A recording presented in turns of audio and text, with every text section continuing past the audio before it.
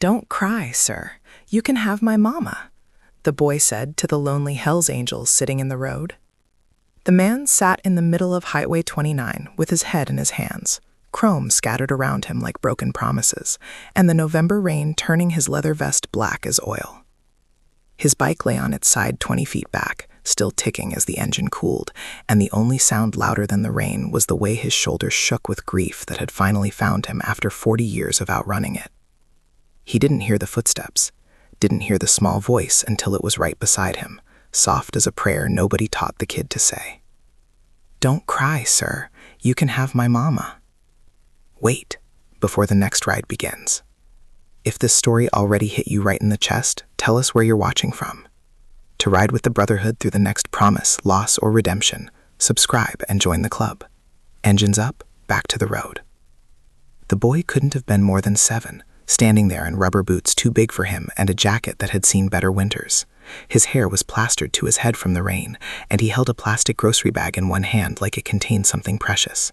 The man looked up, confusion cutting through the fog of his breakdown, and saw eyes too old for that young face, eyes that knew what it meant to see someone broken on the side of the road.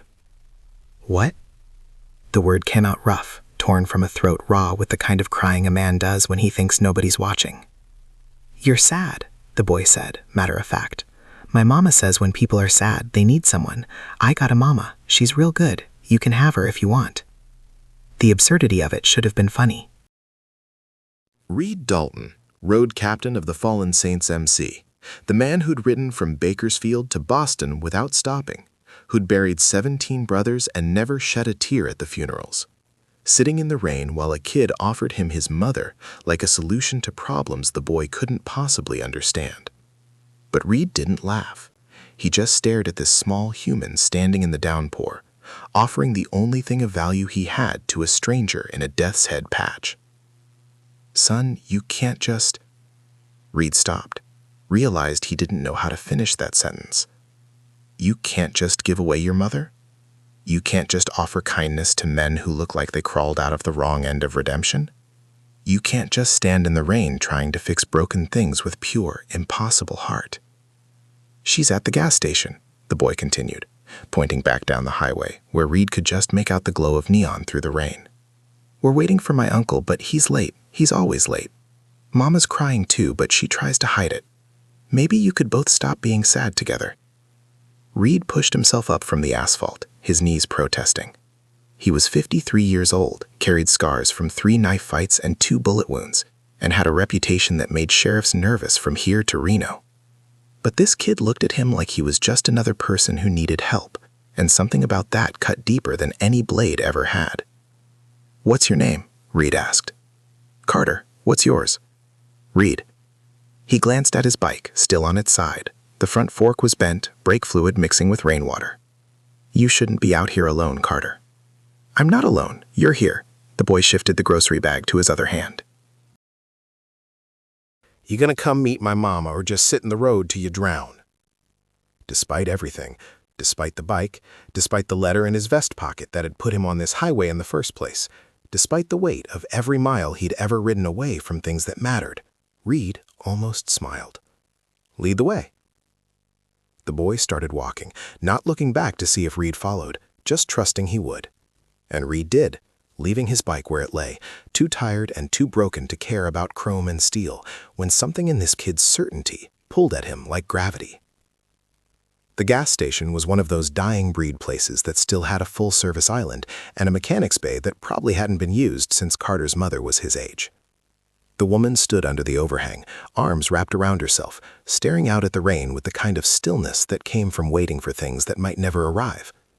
She was maybe 35, wearing scrubs like she'd just come from a hospital shift, and when she saw Carter walking toward her with the 6'3" biker behind him, her whole body went tense. Carter James Morrison, what did I tell you about?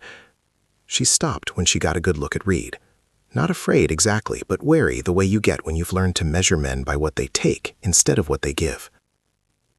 He was crying in the road, Mama, Carter said, like that explained everything.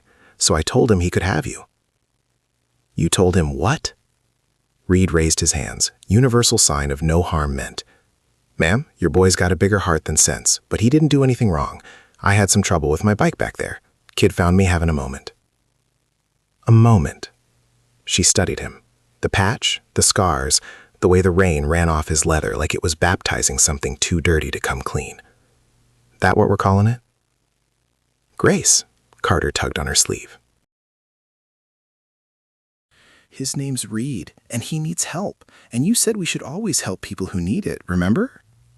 The woman, Grace apparently, closed her eyes for a second like she was counting to 10 in a language Patience hadn't taught her yet.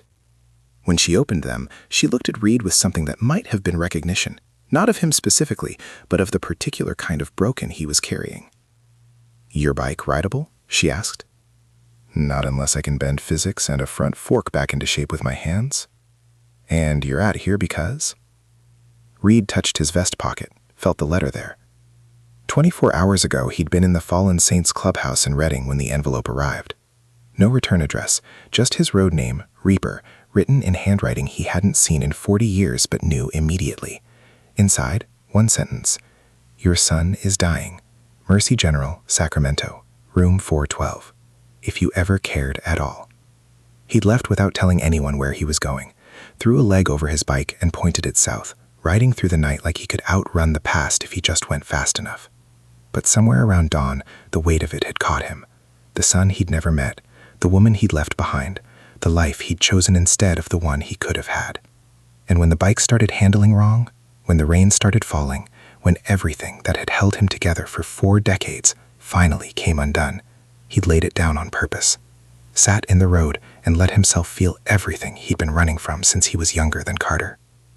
"Just needed to get somewhere," Reed said finally. "Didn't make it."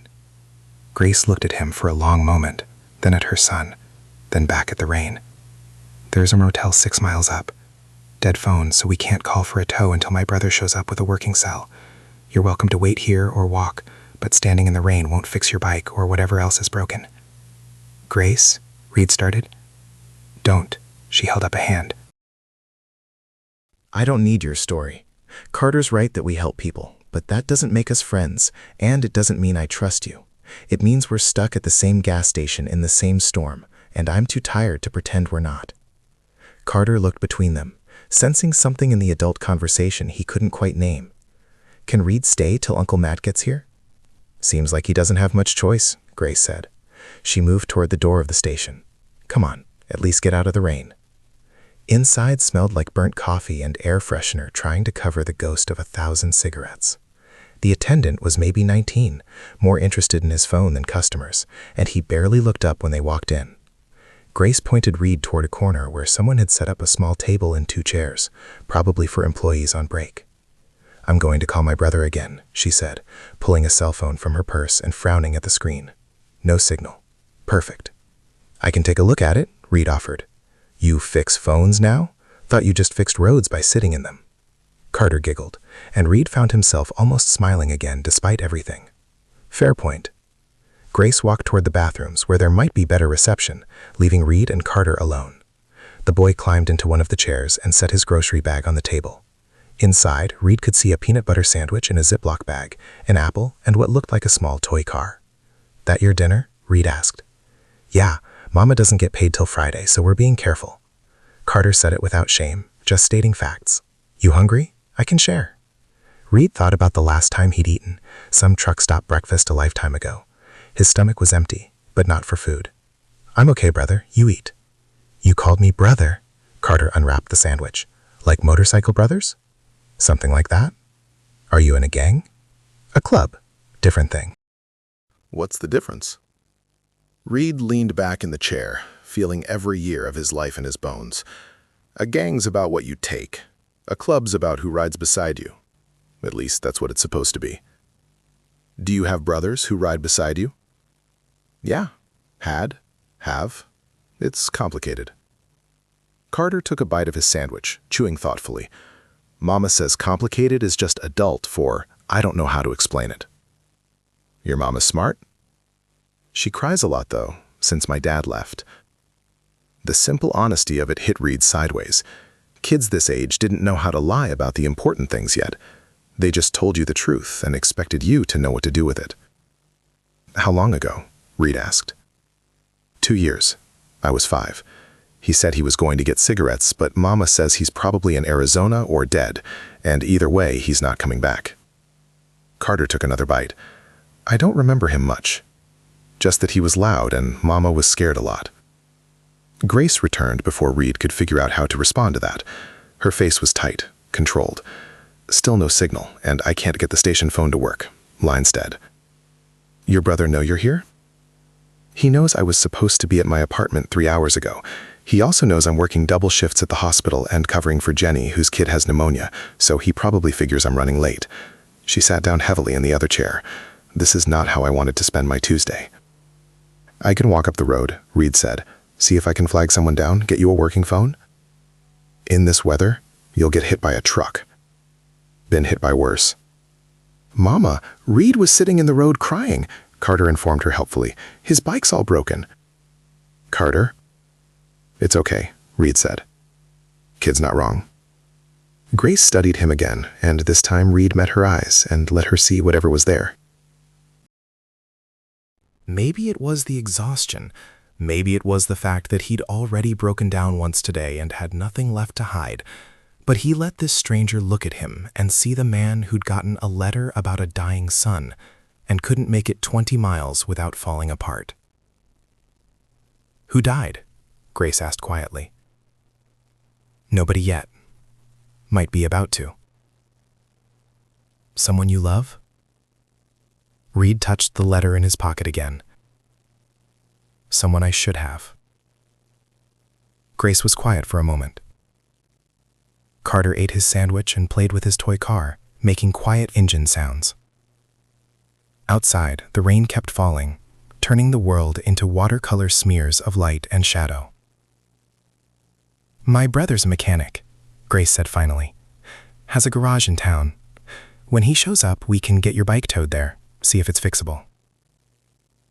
You don't have to. I know I don't have to. But Carter's already adopted you apparently, and I'm too tired to argue with a 7-year-old about boundaries. She looked at her son with something between exasperation and infinite love. You can't just give strangers your mother, baby. Why not? You're always saying we have enough love to share. That's different. How? Grace opened her mouth, closed it.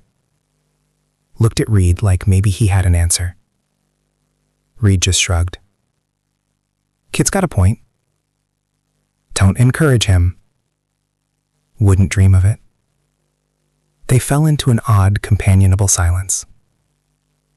The rain drummed on the roof. The teenage attendant's phone played some kind of game with repetitive music.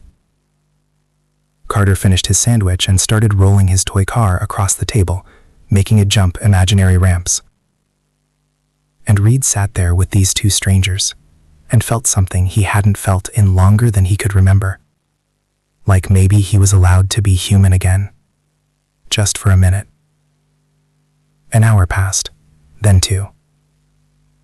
Grace tried her phone periodically, but the storm must have taken out a cell tower somewhere, because nothing worked. The attendant eventually wandered over to tell them he was closing up at 11, storm or no storm, so they'd have to wait outside if they were still there. Grace just nodded, too tired to fight about it. At 10:30, headlights finally swept across the parking lot. A tow truck pulled in, and a man who looked like Grace's brother, because he had her eyes and her way of moving, got out, running through the rain. Grace, Jesus, I'm sorry I got stuck. He stopped when he saw Reed. His whole demeanor changed, went from apologetic to protective in a heartbeat. Who's this? Reed, Grace said calmly. His bike broke down. We've been waiting together. We've been waiting together, her brother repeated slowly, looking at Reed's patch. Grace, you know what that patch. I know what it is, Matt. I'm a nurse, not an idiot. He hasn't done anything but sit here and be civil. Matt didn't look convinced, but he also knew his sister well enough to know when she'd made up her mind about something. Fine. You and Carter get in the truck. I'll deal with getting his bike. I can help, Reed offered. You can stay the hell away from my sister. Matt, Grace started. No, he's right, Reed said, standing up. I appreciate you waiting with me, Grace. Kid too. He looked at Carter. You take care of your mama, yeah? Carter nodded seriously. You gonna find who you're looking for? Gonna try. Sometimes trying's enough, the boy said, with the kind of wisdom that came from living in a house where trying had to be enough because there wasn't anything else. Grace gathered her things, ushered Carter toward the door. At the threshold, she turned back. Reed? Whatever you're running from or toward, I hope you make it. Yeah, Reed said. Me too. They left. Matt spent 20 minutes in the rain getting Reed's bike loaded onto his flatbed, refusing help, refusing conversation, just doing the job with the kind of angry efficiency that said this was duty, not kindness. When he finally came back inside, dripping water on the linoleum, he pulled out a card and slapped it on the table. Garage address. Bring cash when you want your bike. Parts and labor aren't cheap. How much? Don't know till I look at it. Could be 500, could be $2,000. Depends how bad you screwed it up. Reed pocketed the card. Thanks. Don't thank me. I'm doing this for Grace, not you. And if I find out you bothered her or my nephew, you won't. Matt studied him, looking for the lie, the angle, the thing that men like Reed were supposed to have. When he didn't find it, he just shook his head. Storm's supposed to break around midnight. There's a motel up the road, walking distance if you don't mind getting wet. Already soaked? Then I guess it doesn't matter. Matt turned to leave, then stopped. Grace said you were crying in the road. Yeah. Whatever's got you that broken, I hope it's worth it. Reed thought about the letter, about the son dying in a hospital room, about all the years he'd spent riding away from responsibility because freedom seemed more important than love. It's not, he said quietly, but I'm going anyway. Matt left. The attendant locked up behind him, leaving Reed alone in the parking lot with the rain and the ghosts of every choice he'd ever made. He could call a cab if he could find a working phone, could wait out the storm under the overhang, could walk up the highway and forget this whole strange interlude happened. Instead, he pulled out the card Matt had given him, Matt's Auto and Tow, with an address in town, and below that, in pen, someone, probably Grace, had written a phone number and 3 words, if you need anything. Reed stood in the rain and read those words until they blurred, trying to remember the last time someone had offered him help without wanting something in return, trying to remember the last time a stranger had looked at him and seen a person instead of a patch.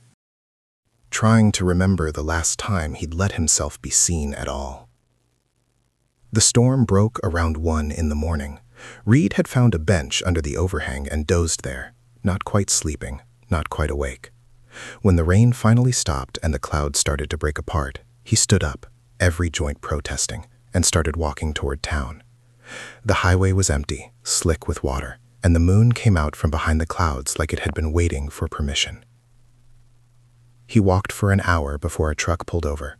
Old guy, maybe 70, wearing a John Deere cap and driving something that had seen better decades. Need a lift? If you're offering.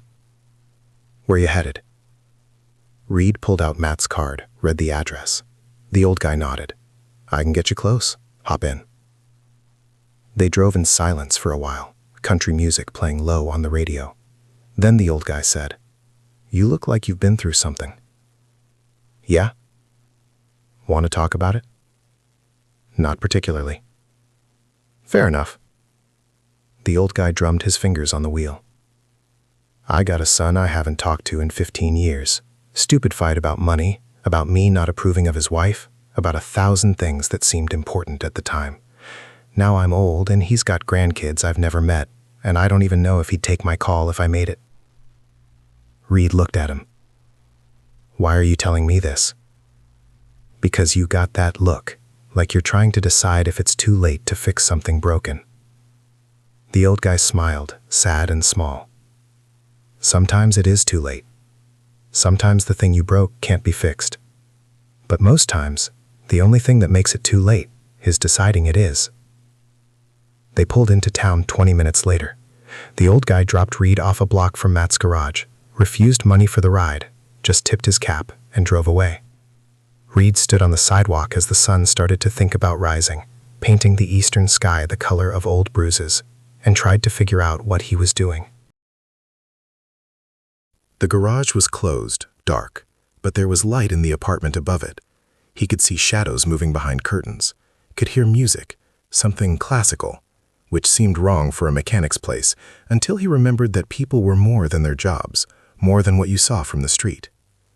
He almost knocked on the door, almost walked away. Instead, he sat down on the curb across the street and waited for the sun to finish what it started. At 7, Matt came down and opened the garage. He saw Reed immediately, and something passed across his face. Surprise, annoyance, maybe respect that Reed had actually shown up. He walked across the street. "You been here all night? Few hours? Grace know you're here? Should she?" Matt sighed, ran a hand through his hair. "Look, I don't know what your story is, and I don't care, but my sister's been through enough with her ex, and Carter doesn't need another man disappointing him. So whatever this is..." "I'm not here for her," Reed said. "I'm here for my bike." "Garage just opened, haven't even looked at it yet." "Then I'll wait." Matt studied him for a long moment. "You got money for a room? Food?" Reed thought about his wallet, about the cash he kept for emergencies. "Enough, maybe. I'll manage. There's a diner 2 blocks up. Grace works the breakfast shift there on Wednesdays before her hospital rotation. You show up, you're polite, you don't make her uncomfortable. Clear? Why are you telling me this?" "Because Carter came home last night and spent an hour telling me about the nice man who was sad, and how Mama said we should help people who are sad, and now he's drawn you a picture to make you feel better." Matt pulled a piece of paper from his pocket, folded carefully. "Kid doesn't get attached easy, lost too many people already. So if you're just passing through, that's fine. But if you're going to be around, even for a few days, you treat him right, and Grace too." Reed took the picture, unfolded it.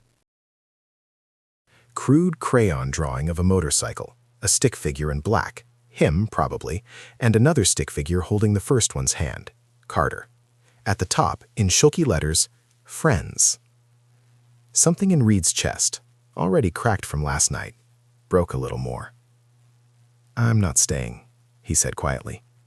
"Got somewhere I need to be." "Yeah? Where's that?" Reed pulled out the letter, handed it over. Matt read it, his face going soft, then hard, then something Reed couldn't name. He gave it back. "How far is Sacramento?" 4 hours if my bike was running." "Son you never met?" "Son I ran from before he was born." Matt was quiet for a long time. Then he said, "I'll make you a deal. I'll work on your bike today. Rush job. Get you road ready by tonight. In return, you go to that diner, you eat breakfast, you let Grace and Carter give you whatever kindness they're offering, and you take it with you when you ride north. Deal?" "Why?" "Because my sister believes in helping people, and Carter drew you a picture, and maybe if you can make it to Sacramento and do whatever you need to do there, it'll remind me that it's not too late for me either." Matt held out his hand. "Deal?" Reed shook it. "Deal." The diner was called Rosie's, and it looked like every small-town diner Reed had ever seen. Red vinyl booths, checkerboard floor, specials written on a chalkboard in handwriting that tried to be fancy and ended up just being earnest. Grace was behind the counter, pouring coffee for a regular, and she looked up when the bell over the door rang. Her face did something complicated when she saw Reed. Not quite a smile, not quite surprise, just acknowledgement that the strange gravity of yesterday had pulled them into the same orbit again. "Sit anywhere," she called. Reed took a booth by the window. Grace came over a minute later with a menu and a coffee pot. "Matt called. Said you'd be by. Hope that's okay? It's a public diner. You're public." She poured him coffee without asking if he wanted it. "You look better than you did yesterday. Less like you were contemplating letting a semi make your decisions for you. Sleep helps." "Does it?" She raised an eyebrow. "Because you look like you slept on a bench under a gas station overhang, which is exactly what Matt said you probably did. Your brother talks a lot. He worries a lot. Difference." She pulled out her order pad. "What'll you have?" "Whatever keeps me upright for the next 12 hours. So the trucker special. Eggs, bacon, hash browns, toast, and a side of questioning your life choices." "Perfect." She wrote it down, started to walk away, then turned back. "Carter's at school, but he wanted me to give you something." She pulled a small toy car from her apron pocket, the same one he'd been playing with yesterday. Said you might need a friend for the road. Reed took it carefully, like it might break. Like he might. I can't. You can and you will, because if I bring it back, he'll ask if you said thank you, and I'll have to explain why you didn't take it, and that conversation will wreck me before 9 a.m. Grace's voice was light, but her eyes weren't. Take the car, Reed. Let a kid believe that kindness works. He pocketed it. Thank you. Don't thank me. Thank Carter. And maybe when you get where you're going, send him a postcard or something. Let him know you made it. You don't even know where I'm going. Don't have to. I know you're going towards something that scares you, and I know you almost didn't. That's enough. She walked away to put in his order, leaving Reed with his coffee and the weight of a toy car in his pocket that suddenly felt heavier than his entire bike. The breakfast came. Reed ate it slowly, watching the town wake up around him. People came and went. Farmers, shift workers, a couple of high school kids ditching class for pancakes. Grace moved through it all with practiced efficiency, refilling coffee, laughing at jokes, being the kind of steady presence that made people feel like everything might be okay. At some point, an older woman in a booth near Reed said loud enough for the whole diner to hear, "Grace, honey, who's your friend in the leather?" Grace didn't miss a beat. "Just someone passing through, Mrs. Henderson." "Looks like trouble." "Most interesting things do." The diner laughed, and Reed felt something unfamiliar. Acceptance, maybe, or at least the absence of judgment. These people didn't know him, didn't know his patch or his past, and in this moment, they were willing to let him just be a man eating breakfast in a booth. He finished, left cash on the table with a tip that was probably too much, and stood to leave. Grace caught him at the door. "Reed, whatever you're writing toward, I hope it's worth it. And if it's not, if you get there and realize you needed to go somewhere else, there's no shame in changing direction. You always this wise to strangers? Only the ones my son decides to adopt." She smiled, small and real. Safe ride. Reed walked back to the garage. Matt had the bike up on a lift, already tearing into the front end. He looked up when Reed came in, wiped grease on a rag. "Your forks are bent to hell, brake lines shot, and your front tires got a bubble that would have blown if you'd ridden another mile. You're lucky you went down when you did." "How long to fix it?" "If I push and skip lunch, 6 hours, maybe 7. "And the damage?" Matt quoted him a number. It was fair, probably less than fair considering the rush. Reed pulled out his wallet, counted bills, came up short by about $40. "I can get you the rest?" "Don't worry about it," Matt waved him off. "Consider it the cost of making my nephew happy." "I can't." "Yeah, you can, because I'm not doing it for you. I'm doing it for Carter." Kid needs to believe that people can be good, especially people who look like they've forgotten how. Matt went back to work, then said without looking up, "There's a coffee shop next door if you want to kill time, or you can stay and watch. Don't care either way." Reed stayed. He sat on a creeper in the corner and watched Matt work. Methodical, skilled, the kind of competence that came from doing something so many times you didn't have to think about it anymore. They didn't talk much. Didn't need to. There was something about working with your hands, fixing broken things, that made conversation optional. Around 2, Grace showed up with sandwiches and coffee. She'd changed out of her diner uniform and into her scrubs. "Thought you boys might be hungry." "You're an angel," Matt said, wiping his hands. "I'm tired and I have a 12-hour shift starting in an hour, but sure, let's go with angel." She handed Reed a sandwich. "Turkey and Swiss. Figured you for a simple man." "Good guess."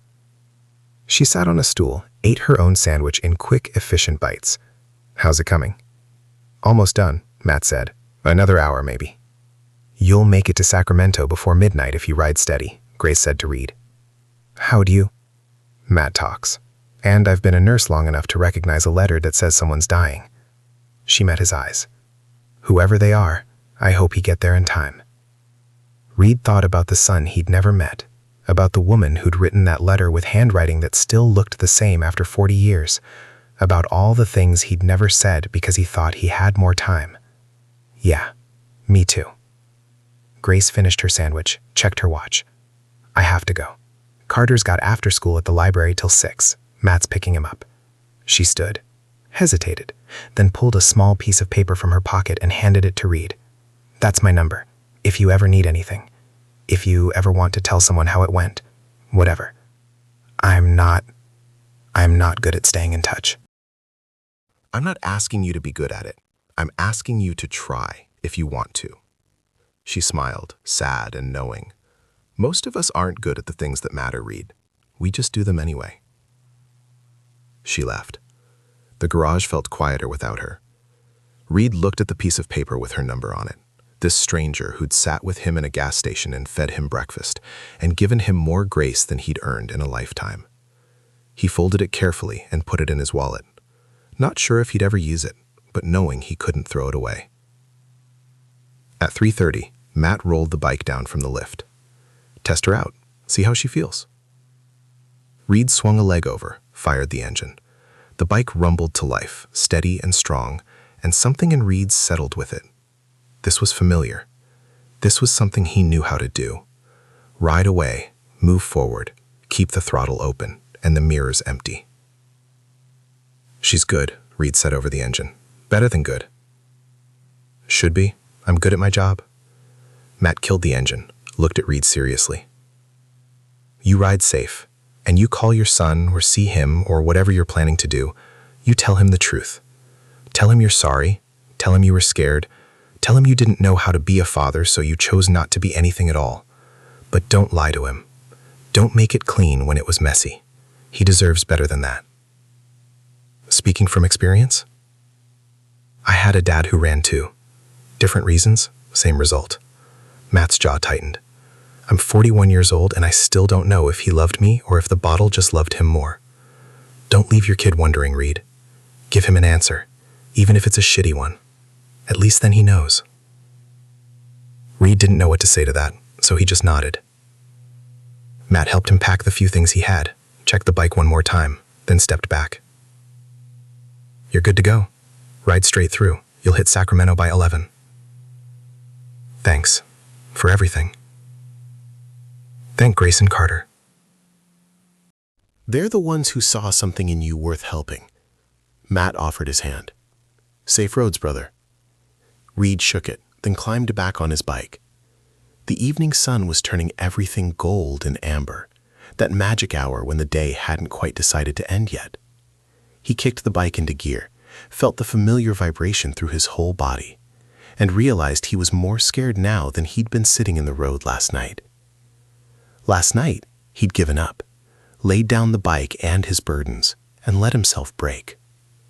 But now, he had to keep going, had to ride toward the sun he'd abandoned and the reckoning he'd run from. And somehow, that was harder than anything he'd ever done. He pulled out of the garage, pointed the bike north, and rode. The highway unspooled in front of him, mile after mile of asphalt and memory. The bike ran smooth, Matt's work solid and true. Reed settled into the rhythm of your ride. Shift, throttle, lean, breathe. The sun dropped lower, painting shadows long and thin across the road. He stopped once for gas, once for coffee, kept moving because if he stopped too long, he might lose his nerve. Around 9, his phone buzzed in his pocket. He pulled over to check it, a text from a number he didn't recognize. Carter wanted me to tell you he's proud of you for being brave. Grace. Reed stared at that message for 5 minutes. A kid he'd known for 3 hours, who'd offered him his mother and a toy car, was proud of him. A boy who barely knew him believed he could be brave when Reed wasn't sure he believed it himself. He texted back, "Tell him I'm trying." Grace's response came quick. "That's all anyone can do." Reed pocketed the phone, got back on the bike, rode harder. Mercy General Hospital loomed against the Sacramento night sky, all lit windows and human grief packaged in concrete and glass. Reed parked his bike, sat there with the engine ticking as it cooled, and tried to find the courage to walk through those doors. Room 412. 4th floor. His son. He'd imagined this moment 1,000 times over the years, usually late at night when the clubhouse was quiet and the whiskey made him philosophical. What he'd say, what the kid would say back, whether there could ever be forgiveness for a father who'd chosen the road over responsibility. But sitting here now, The reality of it crashed over him like a wave that had been building for 40 years. What if his son didn't want to see him? What if he was too late? What if... Reed forced himself off the bike, forced his feet toward the entrance, forced himself to keep breathing when every instinct set to run. The elevator ride to the 4th floor took forever, and no time at all. The hallway stretched endless, room numbers counting up: 404, 406, 408, 410. Room 412. The door was open. Reed could see machines, tubes, the shape of someone in the bed. Could hear quiet voices, a woman, a doctor maybe. He stood in the hallway and felt like that kid in the rain again, offering the only thing of value he had to a stranger who needed it. A woman came out of the room. She was about Reed's age, beautiful in the way that grief and time had carved, and when she saw him, her whole body froze. "You came." Angela. Her name came out rough. "I got your letter. I didn't think. I wasn't sure if you..." She stopped, collected herself. "He's sleeping. Morphine. They're keeping him comfortable." "How long does he have?" "Days. Maybe a week if we're lucky." Angela's voice was steady, but her hands shook. "The cancer's everywhere, Reed. There's nothing left to do but wait." "Does he know I'm coming?" "I told him I wrote to you. He said..." Her voice cracked. "He said you wouldn't show. That you made your choice 40 years ago. And stuck with it. But I thought... Maybe you'd prove him wrong."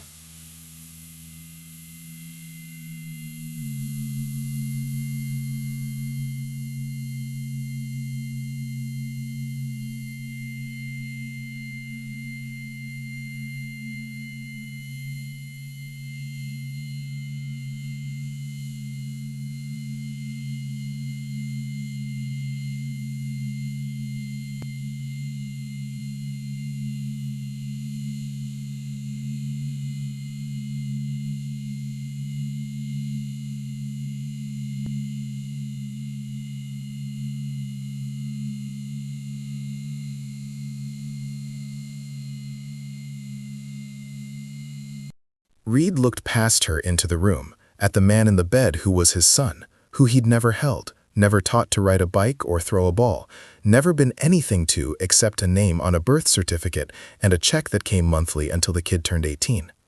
"Can I see him?" "He's sleeping. Please." Angela studied him, looking for something, sincerity maybe, or just the willingness to hurt when he deserved to. Whatever she found, she stepped aside. 10 minutes. Then you leave if he wants you to. He's the one dying, so he gets to decide. Reed walked into the room on legs that felt borrowed. The man in the bed was 40 years old but looked older, worn thin by illness. He had Reed's jaw, his mother's eyes, and a life that Reed knew nothing about except what it had cost him to live it.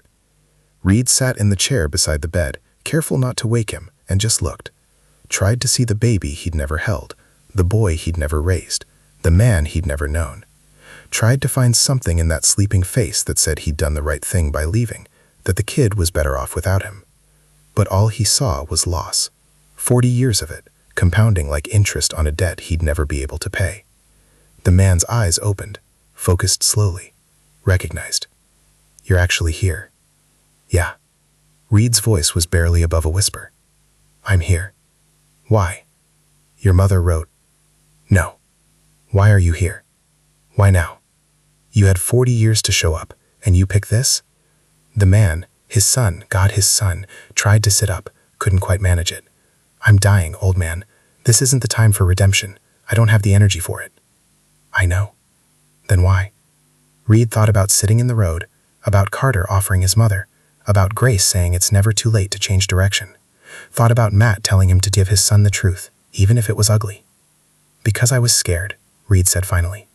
40 years ago, your mother told me she was pregnant, and I knew. I knew I'd be a terrible father. Knew I'd screw it up. My old man was a drunk who beat me half to death before I was old enough to hit back, and I didn't know how to be anything else. So I ran, told myself you were better off without me, that the club needed me more than some kid I'd never met. And now I'm still scared, still don't know how to be a father. But I thought, Reed's voice broke, I thought maybe I could at least tell you I'm sorry, that you deserved better, that every mile I rode away from you was the worst choice I ever made. His son was quiet for a long time. Machines beeped. Footsteps passed in the hallway. Somewhere in the hospital, someone was being born while someone else died, and the world kept turning like it hadn't noticed. You're too late, his son said finally. Too late for apologies to mean anything. Too late for us to be father and son. Too late for everything. I know. Then why are you still here? Reed pulled the toy car from his pocket, set it on the bedside table. Because a kid I met yesterday told me trying's enough. And because maybe I owe you the chance to tell me to go to hell in person, instead of spending the rest of however long you have wondering if I ever cared enough to show. His son looked at the toy car, at Reed, back at the car. What's that? A gift from a boy named Carter. He said everyone needs a friend for the road. I'm not going anywhere. No. But maybe I needed the reminder that you can meet people who change you in a heartbeat, if you let them.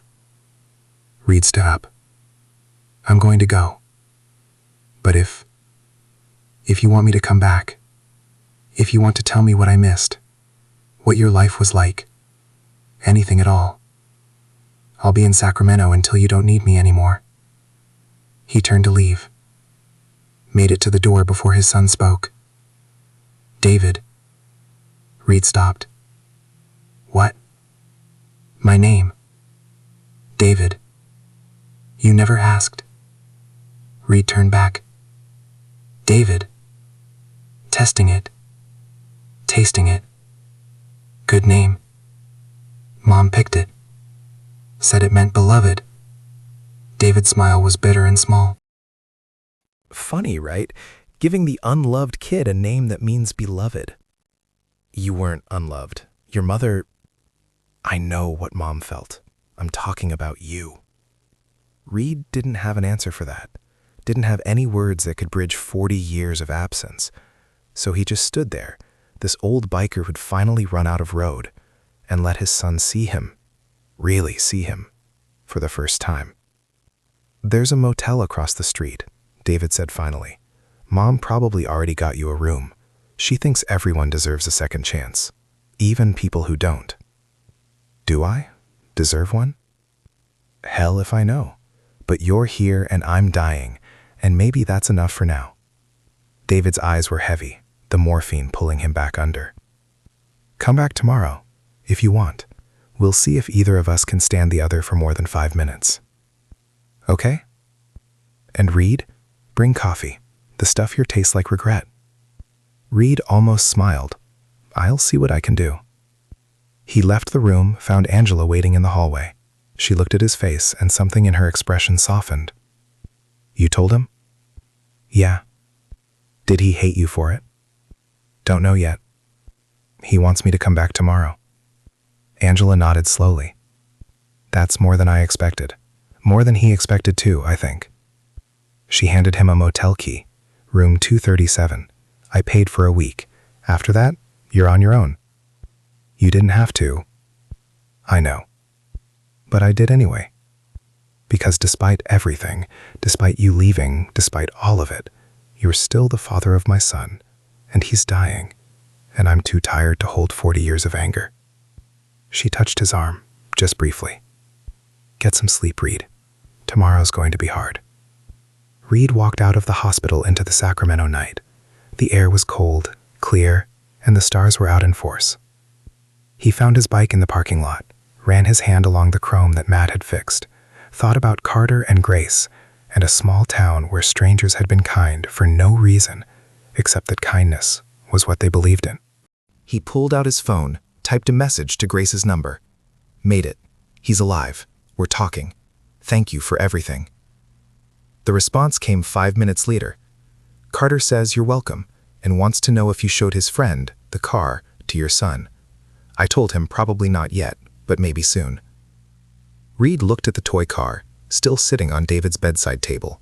He'd forgotten it there, or maybe he'd left it on purpose, a small piece of hope in a room full of endings. I showed him, Reed typed back. He liked it. Good, Grace wrote. Keep us posted. And Reed, whatever happens in there, you showed up. That matters. Reed pocketed the phone and walked to the motel.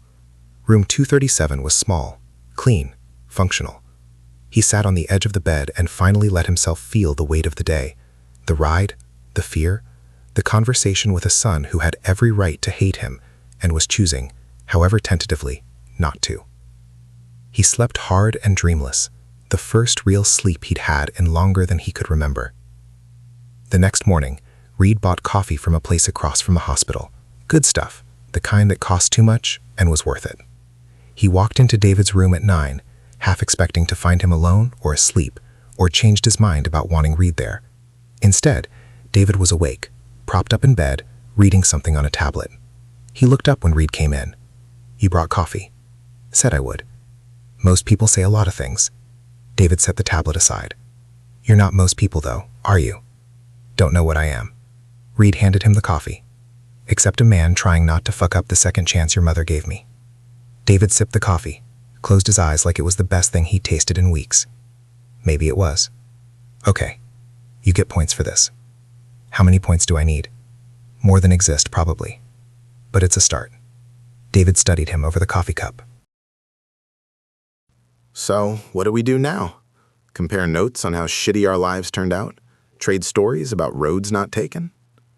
I figured I'd listen, if you want to talk. What if I don't? Then we sit here and drink coffee and don't talk. David laughed, sharp and sharp. You know what's funny? I spent my whole life imagining what I'd say to you if you ever showed up.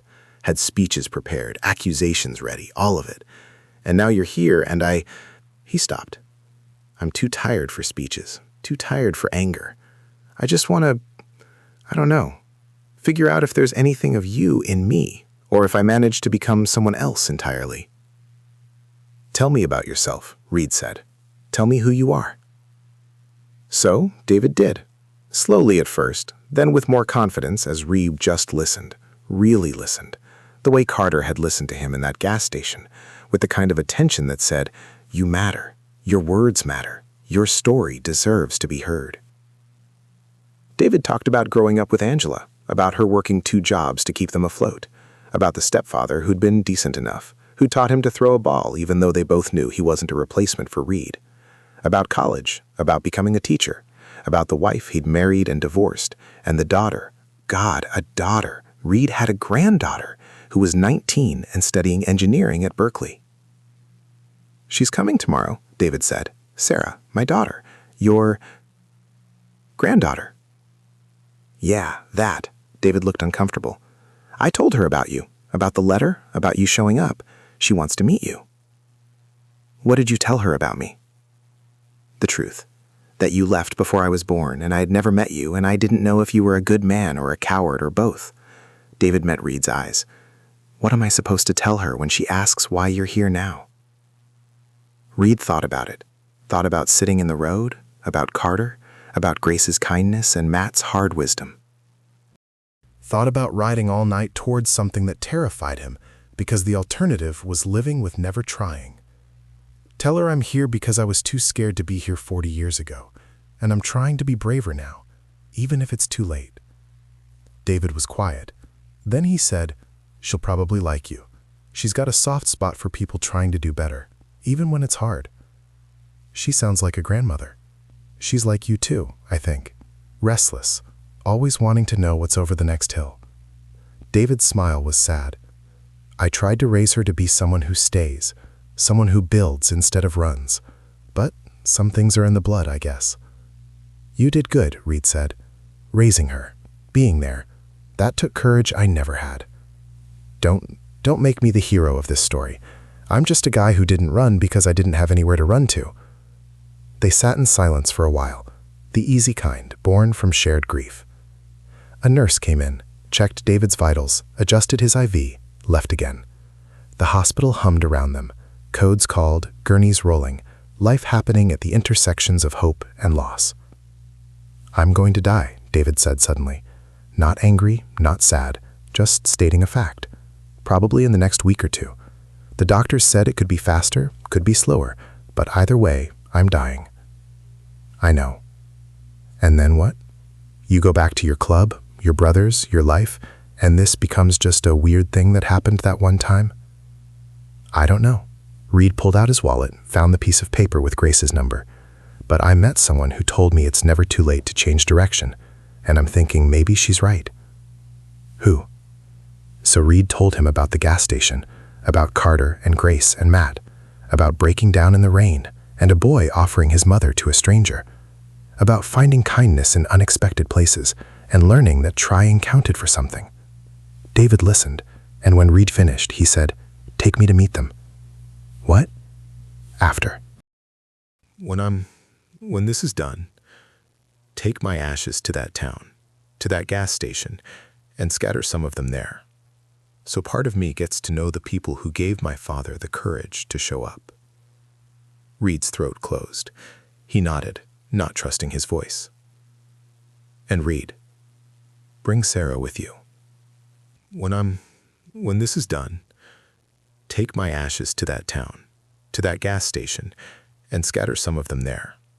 So part of me gets to know the people who gave my father the courage to show up." Reed's throat closed. He nodded, not trusting his voice. "And Reed, bring Sarah with you. Let her meet the kid who changed you. Let her see that sometimes the most important people in our lives are the ones we only know for a heartbeat." The next day, Sarah arrived. She was beautiful. Dark hair like her grandmother, David's eyes, and something in her walk that Reed recognized from mirrors. The restless need to move, to see, to understand. She stopped in the doorway when she saw Reed, and something passed across her face. Recognition, maybe, of a stranger who was also blood. "So you're the infamous grandfather." Reed stood. "And you're the granddaughter I didn't know I had. Dad told me about you. About everything." She came into the room, sat on the other side of David's bed. "I'm not sure how I feel about you yet." "That's fair. But I'm glad you came. Dad is too, even if he won't say it straight." "I'm right here," David protested weakly. "I can hear you." Sarah took his hand. "I know, Dad. I'm being nice. Enjoy it while it lasts." They fell into an easy rhythm over the next few days, Reed arriving in the morning with coffee, Sarah coming after her classes, David drifting in and out of sleep and lucidity. They talked when he was awake, sat in comfortable silence when he wasn't. Angela came and went, bringing food and clean clothes, and the kind of quiet strength that came from having already done the hardest work of loving someone. Reed learned about Sarah's dreams. She wanted to design sustainable housing, wanted to build communities that worked with the land instead of against it. Learned about David's career teaching middle school science, the way he'd made a difference to hundreds of kids who'd needed someone to believe in them. Learned about the life he'd missed, the life that had happened without him, and tried not to drown in the magnitude of his absence. On the 5th day, David's breathing changed. The nurses came more frequently. Angela stayed. Sarah held one hand, Reed held the other, and they waited. "Reed," David whispered, his voice thin as paper. "Tell me about the road." So Reed did. Told him about riding through Nevada at dawn when the desert turned pink and gold. About Montana winters when the cold could kill you, but the sky went on forever. About the brotherhood of men who'd chosen each other, who'd ridden together through joy and grief and everything between. "It sounds lonely," David said. "It was. Is. I didn't know how lonely until I stopped running long enough to notice. What changed?" Reed thought about Carter and the rain, about Grace's wisdom, about Matt's challenge to be better. I met people who thought I could be more than what I'd been, and I wanted to prove them right. David's breathing grew shallower. His eyes closed, opened, closed again. Tell Sarah. Tell her it's okay to run, as long as she knows how to come home. I will. And Reed, thank you for showing up, for trying. It meant something. David? But David was asleep, his breathing irregular, his hand loose in Reed's. The machines started making different sounds. The nurse came in, checked monitors, looked at Angela with eyes that said everything without words. Sarah was crying. Angela was crying. Reed sat there holding his son's hand and felt something break that had been breaking for 40 years, finally shattering completely. David died at 3:47 a.m. on a Thursday morning, with the people who loved him holding on and letting go at the same time. Reed sat in that hospital room as they disconnected machines and made phone calls and did all the terrible practical things that death requires. And he thought about roads taken and not taken, about choices that echo through generations, about the cost of running and the cost of staying. When it was done, when David's body was gone and only the living remained, Reed walked out into the Sacramento dawn and called Grace. "He's gone," Reed said when she answered. "Oh, Reed, I'm sorry. He asked me to bring his ashes to your town, to the gas station. Said he wanted part of him to meet the people who gave his father courage." Grace was quiet for a moment. "When?" "After the funeral. After I've done what needs doing here." "We'll be here. Carter, too. He's been asking about you every day." "Tell him I'm coming home," Reed said, and realized as he said it that he meant it. That somewhere in the last week, this stranger and her son had become home in a way the clubhouse never had. The funeral was 2 days later. Small, quiet, just family and a few of David's teaching colleagues. Reed stood in the back, not sure he had the right to be there, but Sarah found him and pulled him to sit with the family. "You're his father," she said. "You belong here."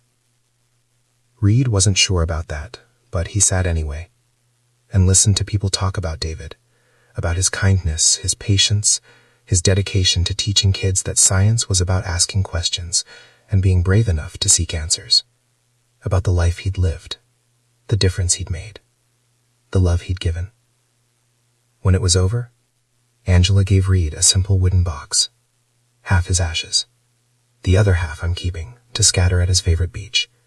But this, he wanted you to have this, to take where you need to take it.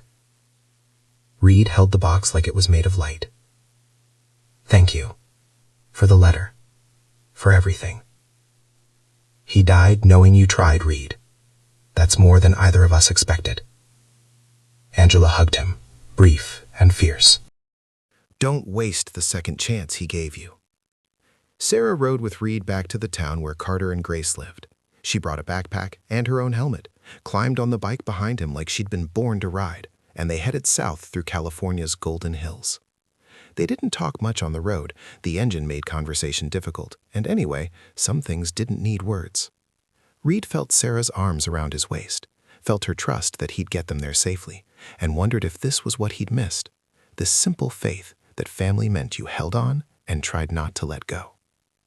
They pulled into town at sunset, the sky bleeding orange and purple like a bruise that was learning to heal. The gas station looked exactly the same, slightly run down, somehow eternal, the kind of place that existed outside time. Reed parked the bike. Sarah climbed off, stretching.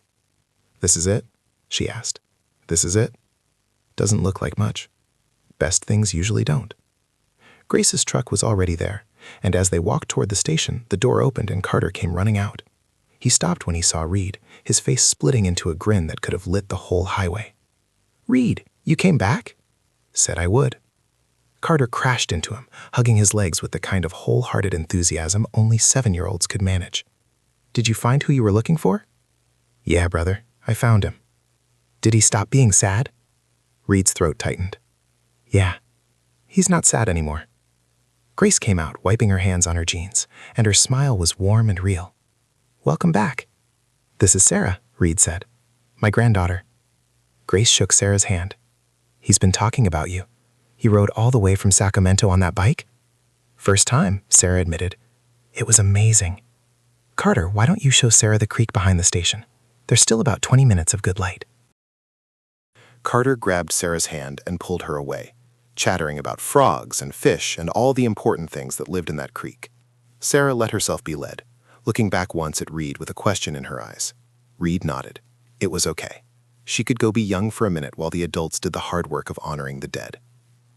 Grace waited until they were out of earshot. "Matt's at the garage, said to bring you by after." "Okay. You want to do this now or wait?" Reed pulled out the wooden box. "Now, before I lose my nerve." They walked to the spot where Reed had sat in the road, where he'd broken down and Carter had found him. Grace stood beside him, not saying anything, just being present while Reed opened the box and scattered some of David's ashes onto the highway, onto the exact place where everything had changed. "He wanted to meet you," Reed said quietly. "Wanted part of him to be where people were kind. We didn't do anything special. You did everything. You saw a broken man and you helped him. That's not nothing, Grace." She was quiet for a moment. "What are you going to do now?" "I don't know. Take Sarah back to school, figure out what it means to be a grandfather. Maybe," he stopped, "maybe stop running long enough to build something instead. The club? I'm thinking it's time to ride a different road, see what that looks like." Grace smiled. "Carter's going to want you to visit, fair warning. I'd like that." They scattered the rest of David's ashes as the sun finished setting, painting the highway gold and red, like it was blessing the gesture. Reed thought about his son, about the life he'd lived without Reed, about the courage it took to forgive, even when forgiveness wasn't deserved. When it was done, they walked back to where Sarah and Carter were sitting by the creek, sharing an apple and talking like they'd known each other forever. Carter looked up when Reed approached. "Reed, are you still sad?" Reed thought about it. Thought about David dying, about 40 years of absence, about all the things he couldn't fix or change or make right. But he also thought about Sarah laughing with Carter, about Grace's kindness, about the possibility of building instead of running. "A little," Reed said honestly, "but I'm getting better." "Good." Carter stood up, walked over, and handed Reed something. A drawing, new this time. Crayon stick figures of Reed and Carter and Sarah and Grace, all holding hands under a rainbow. At the top, family. Reed looked at this 7-year-old who'd offered his mother to a stranger, who'd drawn pictures to make people feel better, who believed that trying was enough and kindness mattered, and broken things could be fixed if you cared enough to try. "Thank you, Carter," Reed said, his voice rough. "For everything." "You're welcome. Are you going to stay for dinner? Mama made chili." Reed looked at Grace, who shrugged. "Always make too much anyway." So Reed stayed for dinner. Stayed while Matt came by and clapped him on the shoulder and said gruffly that he was glad Reed had made it. Stayed while Sarah and Carter became fast friends, talking about college and frogs and all the things that connected people across generations. Stayed while Grace's chili warmed him from the inside, and her smile warmed him from the outside, and he realized this right here, was what home felt like. Later, after dinner, after Sarah and Carter had fallen asleep on the couch mid-movie, Reed and Grace stood on her porch watching the stars come out. "You're going to keep in touch this time," Grace said. Not a question. "Yeah. With Carter, with Sarah, maybe even with me. Definitely with you." She looked at him, measuring. "Why?" "Because you saw me at my worst and you helped anyway. Because your kid believed I could be better and I don't want to prove him wrong. Because..." Reed stopped, tried to find the right words. "Because I've been running my whole life and I'm tired." And you make standing still feel like it might be okay. Grace smiled, small and real. You're gonna have to work at it. Being present. Being here. It's not going to be easy. I know. But you're going to try. Yeah? I'm gonna try. She reached out, squeezed his hand once, brief and warm. Then that's enough. Reed stayed in town for 3 more days, helped Matt fix a carburetor, taught Carter how to check a bike's tire pressure, drove Sarah back to Berkeley with a promise to visit in 2 weeks. He called the Fallen Saints, told them he was stepping down as road captain, that he had family things to handle, and they'd understand or they wouldn't, but either way, he was done running. Some brothers understood. Some didn't. Reed found he could live with that. On his last night in town before heading back to Reading to close out his affairs, Reed sat at the gas station where this had all begun. Carter had fallen asleep in his lap, exhausted from the day of playing, and Grace sat beside him, drinking coffee and watching the highway. You gonna come back? She asked. Yeah. When? As soon as I can sell my stuff, pack up, figure out what comes next. And what does come next? Reed looked down at Carter. At this kid who changed everything just by being kind. I don't know yet. But I think maybe it's time to find out who I am when I'm not running. See if that person's worth knowing. He is, Grace said quietly. For what it's worth, I think he is.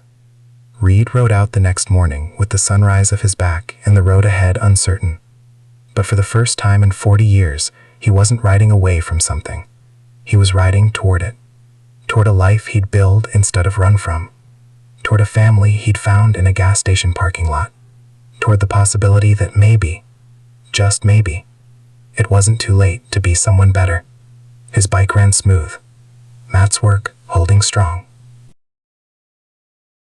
In his pocket, he carried Carter's drawings, Grace's number, and a promise to himself that he'd show up this time.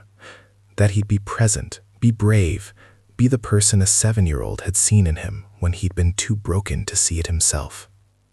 The highway stretched endlessly ahead, but Reed didn't feel the old pull to just keep riding until he ran out of road. Instead, he felt something new, the pull back. The knowledge that there were people waiting for him, believing in him, counting on him to be better than he'd been. So he rode steady, rode careful. Rode like a man who finally understood that the journey mattered less than having someone to come home to at the end of it. And when he hit Reading and started packing up his life into boxes and memories, when he called Sarah to say he'd be at her graduation, when he texted Grace to ask what Carter wanted for his birthday, Reed felt something he hadn't felt in longer than he could remember. He felt like maybe he'd finally found the road he was always meant to be on. The one that led home.